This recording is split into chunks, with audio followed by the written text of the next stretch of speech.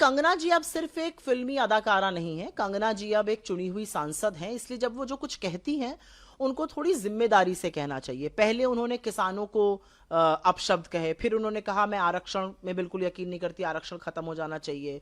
फिर उन्होंने जो महिलाएं बैठकर अपने हक की लड़ाई सीए एनआरसी की समय लड़ रही थी या किसान आंदोलन के दौरान, उनको कहा ये भाड़े की औरतें हैं। फिर उसके बाद उन्होंने इस देश के युवाओं को, जो देश के सबसे प्रॉमिसिंग युवा हैं, जो देश का भविष्य है, वर्तमान है, उनको जनरेशन गटर कह डाला। अब जो वो कर रही हैं वो उनकी झुंझलाहट, उनके फ्रस्ट्रेशन की निशानी है।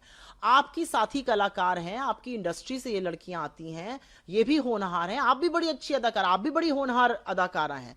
आप जो अब कर रही हैं, उनके कपड़ों पे कमेंट करना, उनकी लाइफस्टाइल पे कमेंट करना, किसी की वेशभूषा पर बोलना, ये दिखाता है कि आपकी कितनी मिसोजिनिस्ट, कितनी पितृसत्ता वाली सोच है आपकी। और इसी पितृसत्ता सोच के खिलाफ राहुल जी कहते हैं स्मैश द पेट्रियार्की।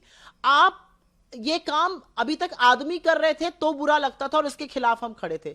अब देश की चुनी हुई महिला सांसद जो फिल्म इंडस्ट्री से आती हैं, और आप तो बहुत खूबसूरत हैं और आपने तो बहुत अच्छे अच्छे कपड़े पहने और उससे ज्यादा ग्लैमरस कपड़े पहने, और इसमें अच्छी कोई बुरी बात नहीं है।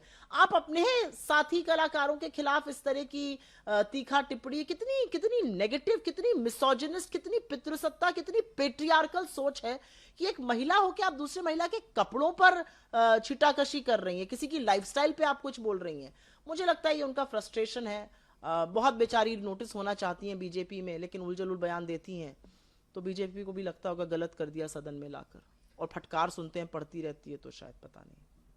आप लोग स्कूलों का अमूमन जिक्र करते हैं कि बेहतर स्कूल होने चाहिए, एक तरफ नीति आयोग की रिपोर्ट भी सामने आती है। इस बीच एक जस्टिस हैं, उन्होंने एक कमेंट किया ये कहते हुए कि कुंभ के जो भी पैसा खर्च हुआ, अगर उसका 1% भी पैसा यदि स्कूलों में होता तो जो मराठी स्कूल बंद हुए हैं वो ना होते। देखिए, जहां तक कुंभ की या किसी भी धार्मिक पर्व की या उसकी बात है, ये आस्था का विषय है और इस पे खर्च होना मुझे नहीं लगता कोई गलत बात है। जिसकी जितनी श्रद्धा है वो उतना खर्च कर सकता है धार्मिक त्योहारों पर, पर्वों पर, उस पर मुझे कुछ गलत नहीं लगता। लेकिन हाँ, अगर मैं हटकर स्कूलों की बात करूं तो जिस तरह से स्कूल धड़ाधड़ बंद हुए जा रहे हैं, सरकारी स्कूल, चाहे महाराष्ट्र हो, चाहे मध्य प्रदेश हो, चाहे यूपी हो, जिस तरह से अधिकांश करीब 1.25 लाख स्कूलों में गर्ल्स के लिए टॉयलेट नहीं है, जिस तरह से स्कूलों की छत बच्चों के ऊपर गिरी जा रही है, अब तो जेन अल्फा खड़े होकर कह रहा है हमारी सड़क बनवाइए, हमारे पंखे लगवाइए, हमारे खेलकूद का मैदान करिए, हमारी दीवारें ठीक करवाइए। तो मुझे ऐसा लगता है कि लोग अपने आप ये चेंज ला रहे हैं, स्पेशली जेन अल्फा और जेन जी, और चुनी हुई सरकारों को ये जवाब देना पड़ेगा कि आपकी प्राथमिकता क्या है। क्या शिक्षा और स्वास्थ्य आपकी प्राथमिकता है या नहीं है? क्योंकि ऐसा देखकर लगता है कि शिक्षा और स्वास्थ्य बीजेपी वालों की प्राथमिकता नहीं है। 90,000 96,000 सरकारी स्कूल बंद हो गए, कहां जाएंगे गरीब और मध्यम वर्ग के बच्चे पढ़ने? क्या आपने कभी सोचा है कि प्राइवेट में पढ़ाना कितना मुश्किल है? क्या आपको फर्क पड़ता है कि जब छोटे छोटे बच्चों की मौत हो जाती है क्योंकि उनके ऊपर स्कूल की छत ढह जाती है? क्या आपको लगता है कि बच्चे इतने इतने पानी में जान का जोखिम डालकर पढ़ने जा रहे हैं? ये किसकी जिम्मेदारी? ये चुनी हुई सरकारों की जिम्मेदारी। लेकिन सरकारें क्या कर रही है? मिड डे मील में पनिहल दाल पानी की तरह और सूखा चावल खिला रही हैं, रोटी और नमक खिला रही हैं। पॉइंट आउट करो तो आपके ऊपर केस दर्ज हो रहा है। तो इस सरकार की प्राथमिकता ना शिक्षा है ना स्वास्थ्य है। फर्जी डिग्री वाले लोग हैं, ये बेचारे कहां से शिक्षा की बात करेंगे?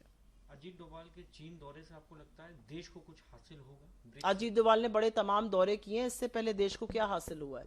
चीन हमारे घर में घुसकर बैठा है, ये हम नहीं कह रहे हैं, ये लद्दाख के लोग कह रहे हैं, ये अरुणाचल के लोग कह रहे हैं। अरुणाचल के इंडियन सिटीजन्स जो अरुणाचल में रहते हैं वो कह रहे हैं कि हम, अगर आप नहीं चाहते तो ये चीन का हिस्सा होने जा रहा है। आप इसके बारे में क्या कर रहे हैं? अजीत डोभाल हो या जयशंकर हो या खुद मोदी हो, आप तो चीन का नाम नहीं ले पाते हैं। आप तो लाल आंख दिखाने वाले थे, आप तो लाल शर्ट पहन के स्वागत में खड़े हो जाते हैं, और चीन कब्जा पे कब्जा किए जा रहा है। तो जो हो रहा है हमारे बॉर्डर्स पे वो बड़ा दिक्कत तलब है। लेकिन ये सरकार जो है ये कुछ कर ही नहीं रही है।